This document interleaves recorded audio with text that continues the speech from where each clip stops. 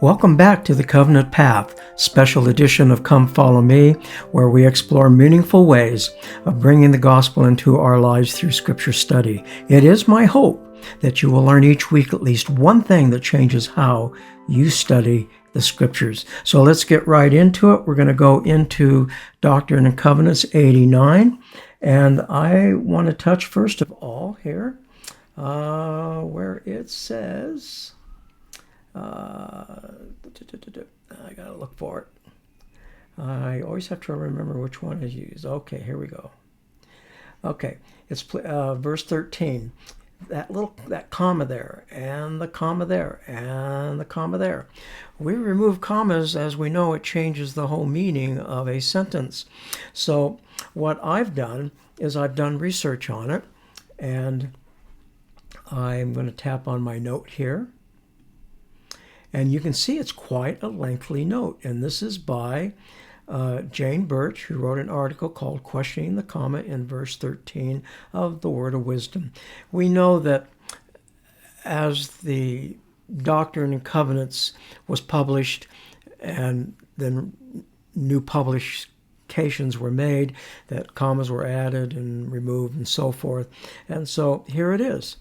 And I put this in my notes and I just copy and paste it. Now, I have to admit that most of the time, almost 99.9% of the time, when I'm reading an outside source, I'm doing it digitally. I read all my books digitally because it makes it very easy for me to copy and paste into the Gospel Art. But you can, with any phone, I don't care what phone you have, you can take a hard copy of a page of a book and take not a photo, but take a PDF, create a PDF of that. And this is not the place that I'm going to discuss how you do that, but you can Google that, or I would prefer to use artificial intelligence to say, here's my phone and how do I create a PDF document? Because when you create a PDF document, it only takes what you would call a picture of the page, not all the surrounding area. Okay. So now the way you create this note, obviously, is you highlight the text, which I've already done. And if I click here, you can see there's a note. I can create a note. So I'm going to come up to the note and tap on the three dots and edit a note. And I can come in and edit this. And you'll notice I made italicized the title by italicizing there. And it says Jane Birch. And I could break this down to easier to read if I wanted to create some paragraphs, but I'm just going to leave it the way it is. But the reason you want to do this is so that when you're teaching a class or when you're participating in a class and when you're studying the scriptures, you can see what you've already learned. And then you can ask Heavenly Father, what more can I learn? I'm always reminded of Susan Easton Black when I say that, because I interviewed her for my podcast, The Covenant Path, about 2 years ago, I think it was. And I was in her home, in her library, and just covered with books. A lot of them she wrote. And I asked her, I said, you're one of the experts on the Doctrine and Covenants. What do you do when you study the Doctrine and Covenants? She says, well, I have a prayer. And I say, Heavenly Father, show me what I don't know. And I said, what happens? And she says, He shows me what I don't know. And so I don't care how many letters you have after your name, you can always learn more and more and more. It's like peeling away an onion, but never really getting to the center. Okay? The Savior gets to the very center. He knows it, understands it, and how it applies. But we're learning, and so we got to peel those little layers of onion away. And by putting it in here, also in the Gospel Library, you're showing Heavenly Father, I'm treating the information you're giving me personally. I'm treating it as something that I need to know. And then He gives you more to know. Now, I want to go down to the last verse here. It says the destroying angel, and that's verse 21. So I'm going to scroll down here. Oh, I got to get that out. Open up the related content to all the related content. You can see my notes here. Here's another note, the background of this. Okay, but I want to get down to here. It talks about the destroying angel. And here is where I created a link. And if I tap on that link, it shows me all of the links that I have created that have to do with, now let me just pick one. Let's go to 29:16. I tap on that, and there it is. And there shall be a great hailstorm sent forth to destroy the crops of the earth. And I can go back to the links.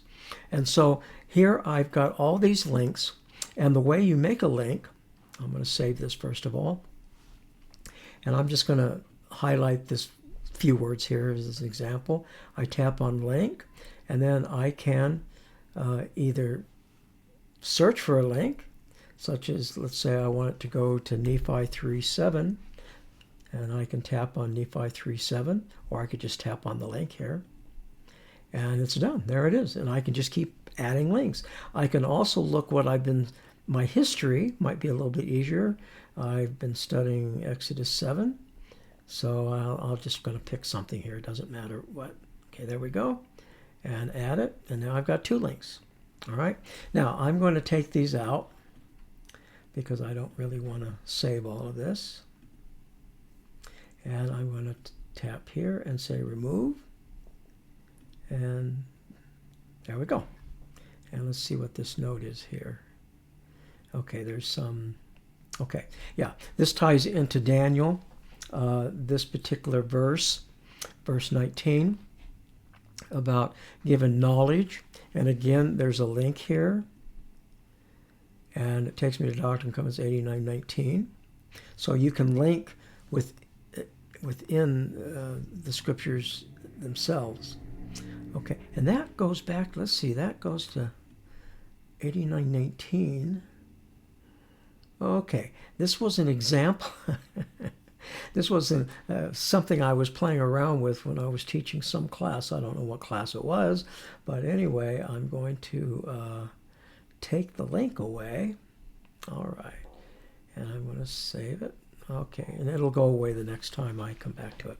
All right, so that's what's important about using links. Now I want to go over to Doctrine and Covenants 90, and let's see, 90 verse 10, and get over here to verse 10.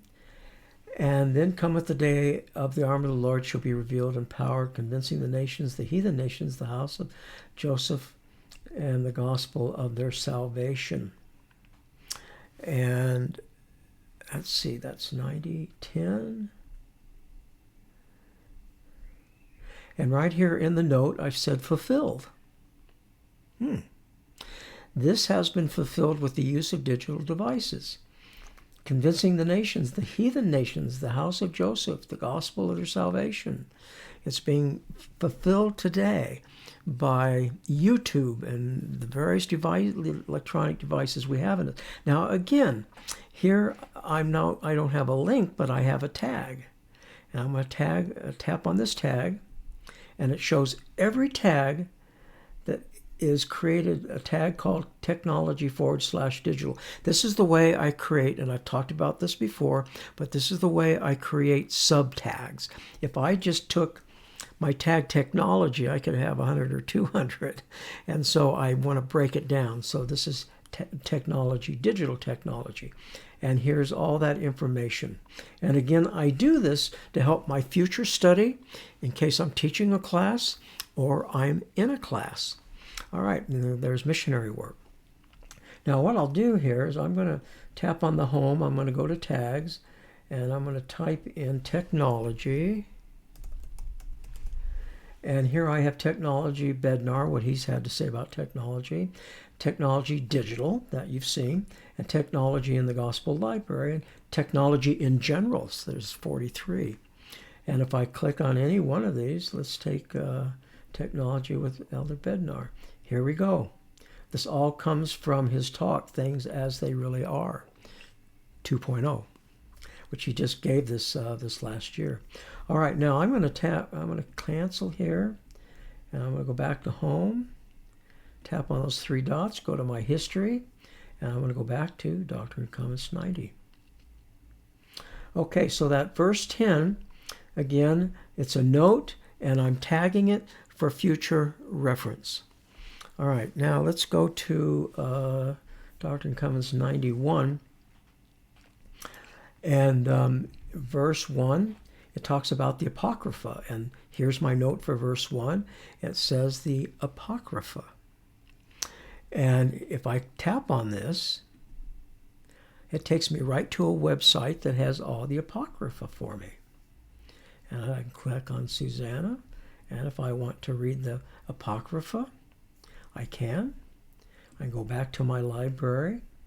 And it says here about the Apocrypha, whoso is enlightened by the Spirit will obtain benefit from thereon. And it says here, it says some of the things are not correct and some things are, but it's the Spirit that discerns what is correct within the Apocrypha. All right.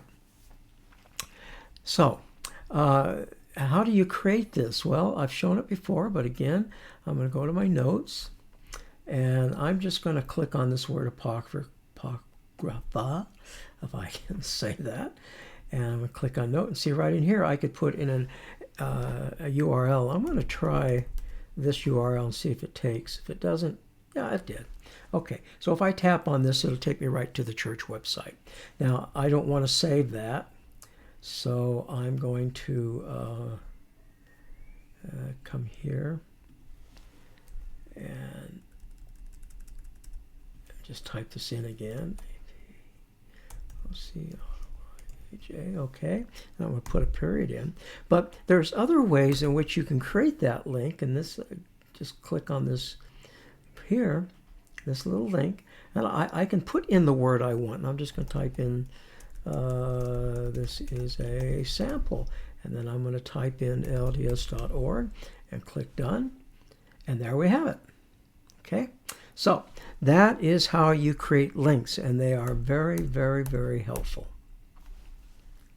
And these are links to things outside the gospel library. All right.